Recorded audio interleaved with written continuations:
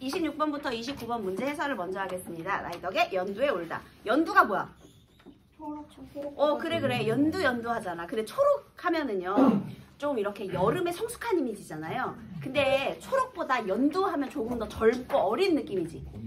초록보다 연두가 더 영한 느낌 아니에요? 그쵸? 그래서 일단 이 연두를 보고 왜 울었는지 한번 보도록 하겠습니다. 떨리는 손으로 풀 죽은 김밥을 입에 쑤셔넣고 있는 동안에도 기차는 여름 들판을 내 눈에 밀어넣었다. 얘들아, 지금 얘가 손이 어때? 떨려. 왜 손이 떨릴까요? 알코올 중독이야? 너네 저기 봐라. 수채 선생님 잘 봐라. 영영 선생님 잘 봐라. 매일 손 떨고 계시거든요. 근데 그거랑은 이유가 좀 다릅니다. 왜 손을 떠냐면은요, 지금 투병 중이에요. 그러니까 지금 화자가 어디 안에 있어? 네, 기차 안에 있어요. 시적인 공간은 기차 아니에요. 그런데 화자는 지금 떨리는 손을 가지고 있죠. 여기서 손떨림을 통해서 드러내고 싶은 거는 지금 투병 중이다. 그래서 굉장히 몸이 허약하거든요. 그래가지고요, 풀 죽은 김밥을 입에 쑤셔놓고 있다. 아니, 그냥 좀 맛있게 먹을 수 있잖아.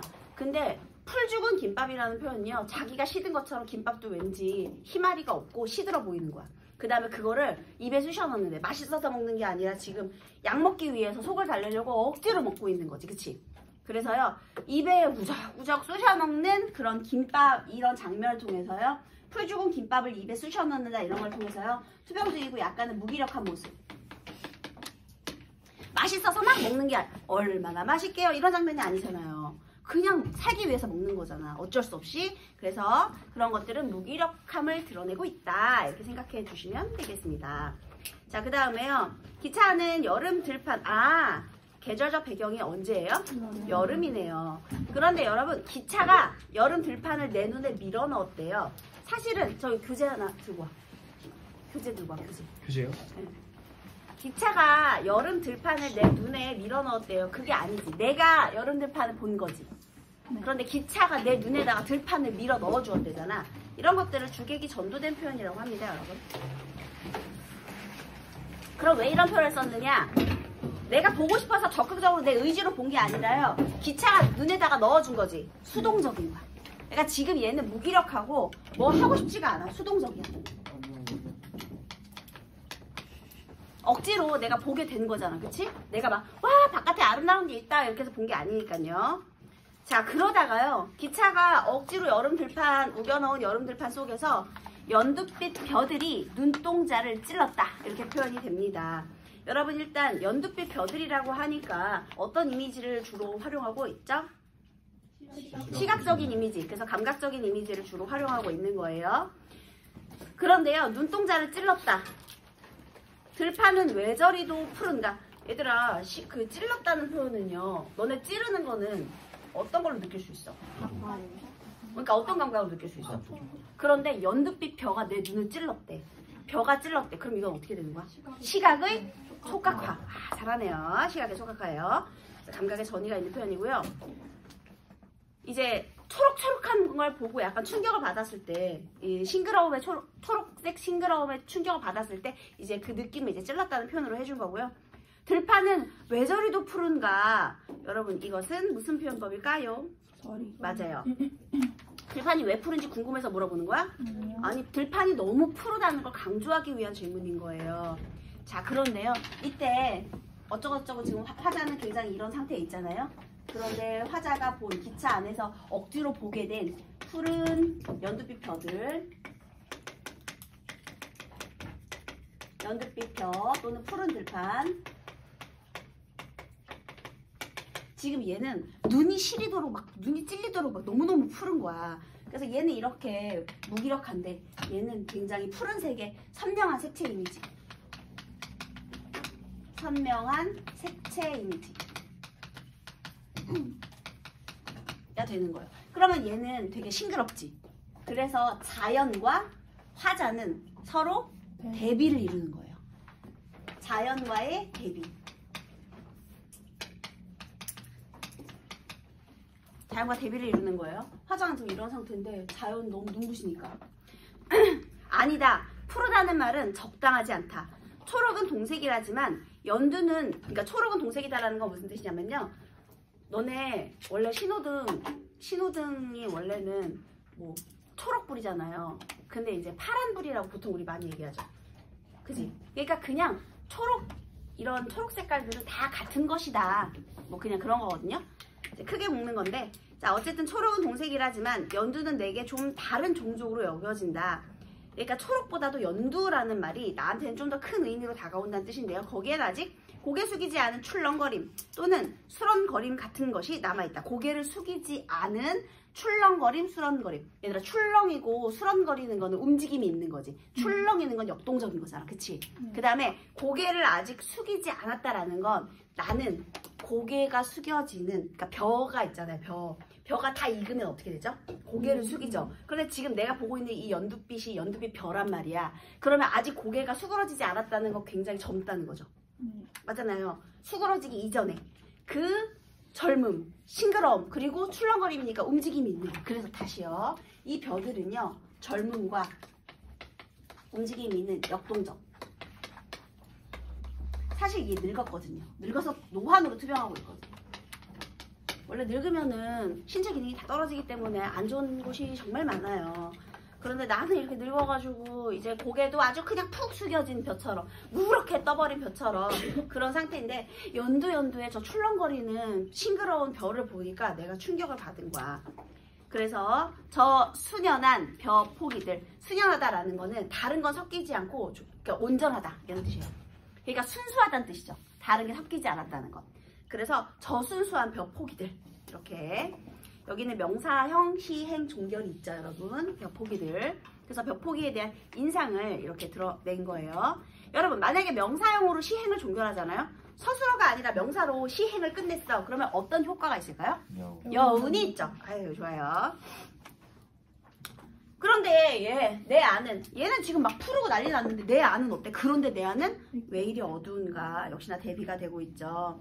그러면요, 여러분, 화자는 지금 현재 자기 자신을 어떻게 생각하고 있죠? 긍정적으로 생각해요? 부정적으로 생각해요? 부정적. 그래서요, 얘는 이런데 나는 이렇다. 지금 절망적인 자기 인식이 드러나고 있는 거예요. 적을까요? 절망적 자기 인식. 내 안이 왜 이렇게 어두운가? 이것도 설이에요. 그래서 막 젊고 역동적이고 난 막 생명력이 넘치는데 얘는 늙고 노쇠하고. 그래서 이걸 봤을 때, 자, 화자는 처음 절망적 자기인식,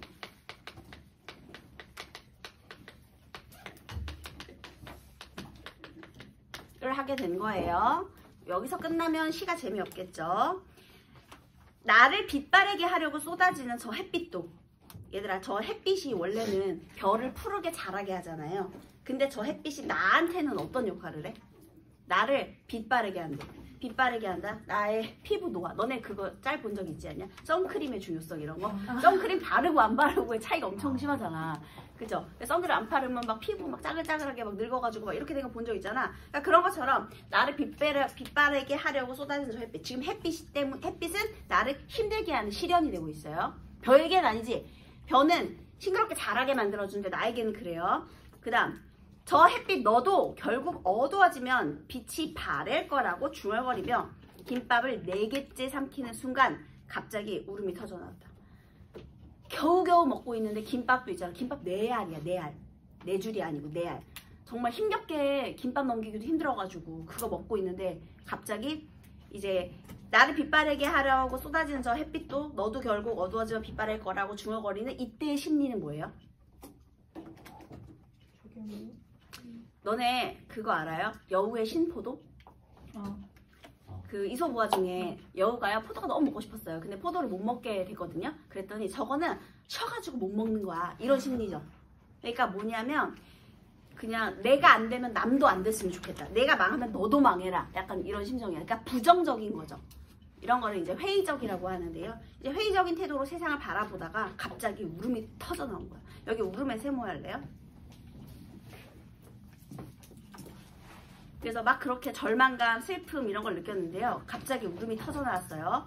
자, 여기서 이제 울음의 의미는 그 뒤를 통해서 한번 해석해 보도록 하겠습니다. 그것이 마치 감정이 몸에 돌기 위한 최소 조건이라도 되는 듯. 여러분들이 여기서 제일 많이 틀리는 게 여기서 터져나온 울음은요. 선생님 절망감과 슬픔의 눈물입니다. 그러면 틀려요. 왠지 아세요? 내가 니네 생각으로 문제 풀지 말라 그랬지. 본문에 있는 근거를 대라고 했지. 그것이 마치 이 그것이라는 게 눈물이잖아요. 그 눈물은 마치 감정이 몸에 돌기 위한 최소 조건. 그러면 이제부터 내 무기력했던 노쇠했던 이 몸에 갑자기 감정이 든 거죠. 그 감정의 눈물이네. 그러면 뭐예요? 생명력의 회복이네. 얘들아, 원래 진짜 메마른 사람은 울지도 않아. 근데 일단 눈물이 샘솟아서 터져 나왔다는 건 뭔가 움직임이 있고 그 다음에 감정이 올라오는 거잖아. 원래 늙으면 감정도 없어 얘들아. 모든 거에 귀찮아지고요. 원래 관심도 없고 그래.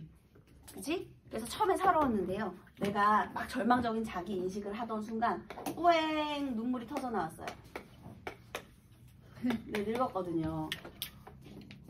울컥. 김밥을 먹다가 울컥 뭐 이렇게 울지 않았겠지만 터져 나왔어. 자, 그렇다면 이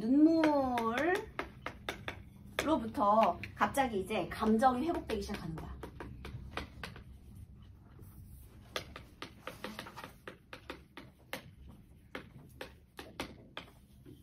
그러면 어떤 감정인지 또 계속 볼까요?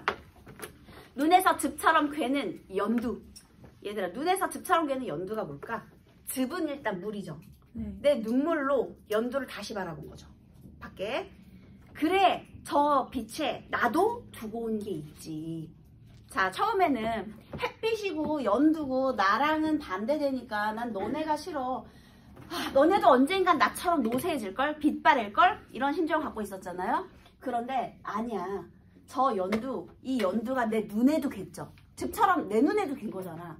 저기에 있는 연두가 내 눈물에 비쳐갖고 지금 내 눈에도 연두가 들어온 거잖아요. 그죠? 그래서 나도 저 빛에 두고 온 게 있다. 한마디로 그 생명력을 회복하게 되는 거예요. 생명력의 회복. 그래서 눈물 이후에 생명력을 조금씩 회복하고 있는 것이고요. 그 다음에요. 기차는 여름 들판 사이로 오후를 달린다. 그래서 이제 마지막에는 다시 기차로, 사물로 해서 여운을 주고 있는 거야. 내가 이제 생명력을 회복한 다음에, 감정을 회복한 다음에 이렇게. 그러면 여기서 도대체 시적화자가 무슨 생각을 하고 있을까요, 여러분? 얘가 굉장히 늙고 희마리가 없어가지고요. 억지로 김밥 먹으면서 이제 어딘가를 가고 있었어요. 근데 창밖에 연두한 벼들의 모습을 보고 푸른 벌판을 보고 여름에 아주 싱그러운 벌판을 보고 처음에는 어땠어? 중요한 건 이제 인식의 변화가 나타난다는 거야. 그래서 처음에는 내가 이렇게 늙어가지고 쟤네들은 다 저렇게 푸른데 나하고는 정말 반대되는구나. 내 자신이 싫다를 절망적인 생각을 했다가요. 아니야, 나도 저런 시절이 있었고 나도 이 생명력이 있어. 저 연두가 저기만 있는 게 아니라 나한테도 있잖아 해서요. 이제는 이 내면을 회복하려는 그 의지를 드러내는 그런 작품이 되겠습니다. 그죠? 네, 수장 선생님한테 꼭 전달해 주세요. 아직 수많은 빛나는 날들이 있다고요. 알겠죠? 네, 그래서요. 주제는요. 자연의 생명력을 통한 내적 회복 의지 되겠습니다. 주제. 자연의 생명력을 통한 내면의 회복 의지. 생명력에 대한 회복 의지 해도 되고요. 내면의 회복 의지. 이렇게 됩니다. 됐어요? 네. 자, 그래서 여기에서 제일 중요한 포인트는요. 여러분 색채 대비를 통해 돼야 안 돼요? 색채 대비는 없어. 선명한 색채 이미지는 있어. 연두색만 있어. 연두색 말고 다른 색이 없잖아. 그렇지? 그래서 그냥 색채, 선명한 색채 이미지를 통해 이건 괜찮고요. 그 다음에 아까 감각의 전이 있는 표현 있었고요. 그 다음에 또 하나는 자연과 화자의 대비고요. 그 다음에 이 이후에 인식의 변화가 있더라. 시적 화자가 자기 자신에 대해서 자기가 정말 이제 절망적이다, 빛바랬다 라고 생각한 다음에 아니야, 내 안에도 연두가 있어. 그래서 이렇게 자기 긍정을 하게 된다. 이런 걸 기억해 주시기 바라겠습니다.